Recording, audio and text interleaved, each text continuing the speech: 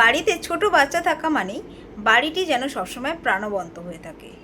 ছোট বাচ্চাটি তার দুষ্টুমি দিয়ে সেই বাড়িটিকে মাথায় তুলে রাখে। বাড়ির বড়রাও এই বাচ্চাটিকে নিয়েই সারাক্ষণ মেতে থাকেন। বাবা মা তো অবশ্যই, আর যদি দাদু ঠাকুমা থাকে তাহলে তার কথাই নেই, তার আদরের কোনো অভাব হয় না। বাচ্চা খুবই আদর যত্নে বড় হতে থাকে।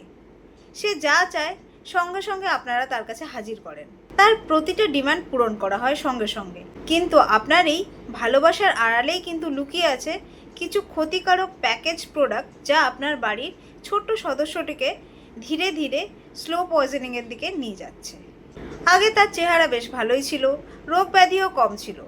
রোগ হলেও খুব অল্প দিনে অল্প মেডিকেশনসে তার রোগ ঠিকও হয়ে যেত।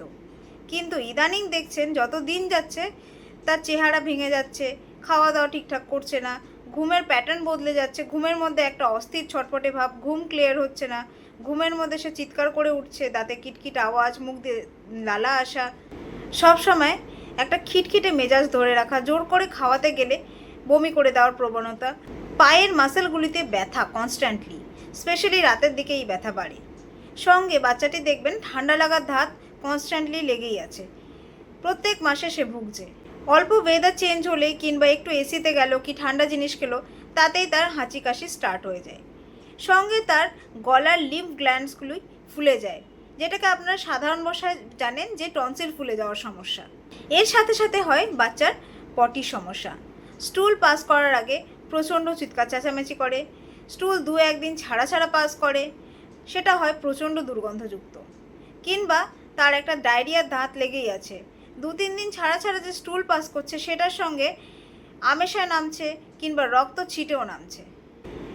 পেশেন্ট বা তার বাবা মা যখন এই কথাগুলি আমার কাছে এসে ক্লিনিকে বলে, তখন আমি তাদেরকে প্রথম কোয়েশ্চেন জিজ্ঞেস করি, বাচ্চা কি খেতে পছন্দ করে? তাদের সুন্দর উত্তর, বাচ্চা চিপস, চকলেট, বাইরের fast food, cream cake, pastry বা বিভিন্ন ধরনের তেলে ভাজা যেরকম বিভিন্ন ধরনের পকোড়া, এইসবগুলো খুবই ভালো খেতে পছন্দ করে। সমস্যা শুরু হয় এখান থেকেই। আপনারা খুব ভালোভাবে জানেন যে এই ধরনের প্রসেসড ফুড রেগুলার বেসিসে বাচ্চাকে দেওয়া তার জন্য কতটা ক্ষতিকারক, সে বিষয়ে আজ নাহলে বললাম না।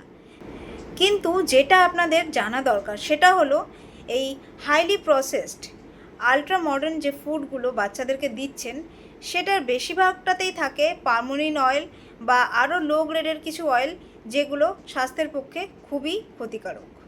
সঙ্গে এই খাবারগুলিতে থাকে অত্যধিক মাত্রায় প্রিজারভেটিভস, সুগার, অ্যাডেড ফ্লেভার্স, যেগুলো খাবারের টেস্ট তো প্রচণ্ডভাবে বাড়িয়ে দেয় যাতে করে বাচ্চা খুবই ভালোভাবে এগুলো খায়, কিন্তু বাচ্চাটিকে ধীরে ধীরে এটাই করে স্লো পয়জনিং।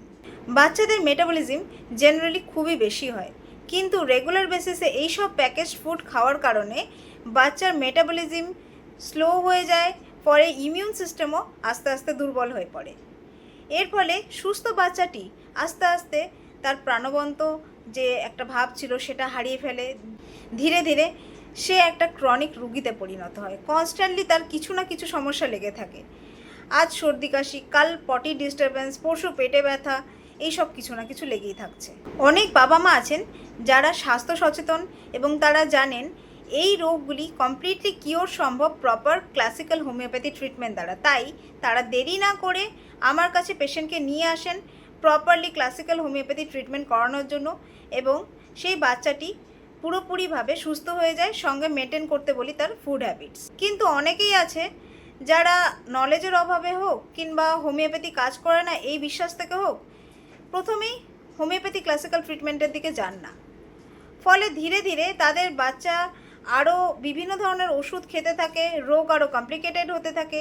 যে রোগ ছিল সিম্পল সর্দি কাশি, সেটা হয়ে ওঠে allergic rhinitis, general tendency to catch cold, even severe ক্ষেত্রে দেখা যায় সিওপিডি বা অ্যাসমার মতন সমস্যাও কিন্তু বাচ্চা দাঁড়িয়ে গেছে।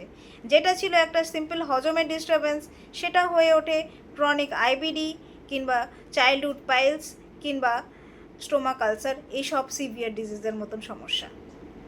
এছাড়াও অনেক ক্ষেত্রে দেখা যায় কমপ্লিকেশন বাড়তে বাড়তে একটা টাইমে আর ডায়াগনোসিস পসিবল হয় না, কিন্তু বাচ্চা প্রচণ্ডভাবে ভুগে যায়।